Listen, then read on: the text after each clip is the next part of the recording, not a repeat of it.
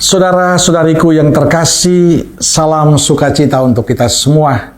Sudahkah kita memberi senyum hari ini? Jumat 11 Juli 2025.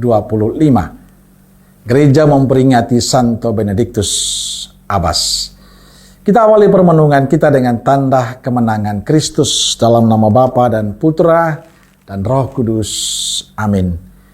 Permenungan kita diambil dari Injil Matius bab 10 ayat 16 sampai 23. Lihat, aku mengutus kamu seperti domba ke tengah-tengah serigala.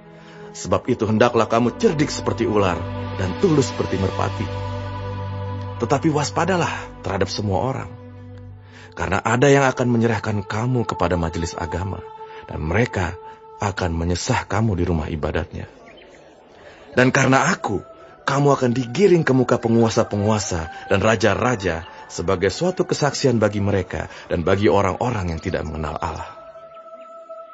Apabila mereka menyerahkan kamu, janganlah kamu khawatir akan bagaimana dan akan apa yang harus kamu katakan. Karena semuanya itu akan dikaruniakan kepadamu pada saat itu juga. Karena bukan kamu yang berkata-kata, melainkan Roh Bapamu. Dia yang akan berkata-kata di dalam kamu. Orang akan menyerahkan saudaranya untuk dibunuh. Demikian juga seorang ayah akan anaknya. Dan anak-anak akan memberontak terhadap orang tuanya dan akan membunuh mereka. Dan kamu akan dibenci semua orang oleh karena namaku. Tetapi orang yang bertahan sampai pada kesudahannya akan selamat. Apabila mereka menganiaya kamu dalam kota yang satu, larilah ke kota yang lain.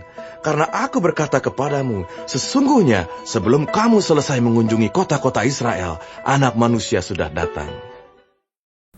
Saudara-saudariku terkasih, dalam Injil hari ini Yesus memberikan pesan yang sangat tegas pada para muridnya. Lihat, aku mengutus kamu seperti domba ke tengah-tengah serigala. Sebab itu hendaklah kamu cerdik seperti ular dan tulus seperti merpati. Sepintas terasa keras dan menakutkan, tapi di balik pesan itu Yesus ingin mengajak para murid agar memiliki sikap hidup yang baik dan benar di tengah kehidupan bersama-sama dengan yang lain.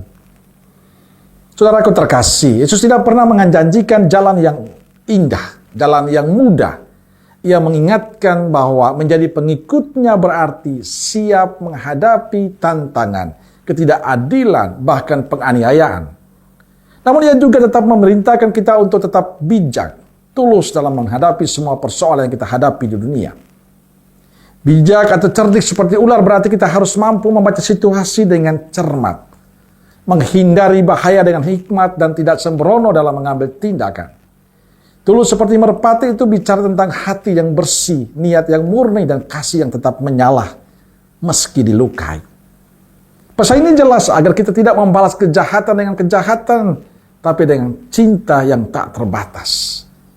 Saudaraku terkasih, apa yang disampaikan Yesus pada para murid dalam Injil hari ini sangat relevan dengan kehidupan kita zaman ini. Kita bisa menyaksikan kehidupan di sekitar kita, di bangsa ini, banyak konflik yang terjadi. Kita bisa melihat kebencian pada sesama dan agama tertentu terus terjadi. Kita juga bisa melihat banyak pejabat kita yang suka berbohong, di mulut dan janji indah, tapi ternyata dalam kenyataan sebaliknya, korupsi terus merajalela.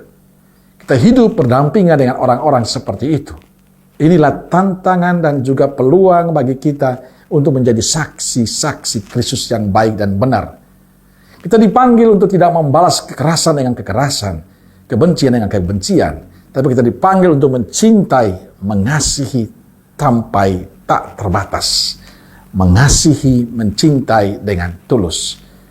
Maka tetaplah menjadi saksi Kristus yang baik. Percaya, sukacita akan selalu terjadi dalam kehidupan kita.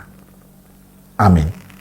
Semoga Allah yang Maha Kasih memberkati saudaraku sekalian, Bapa, Putra, Roh Kudus. Amin.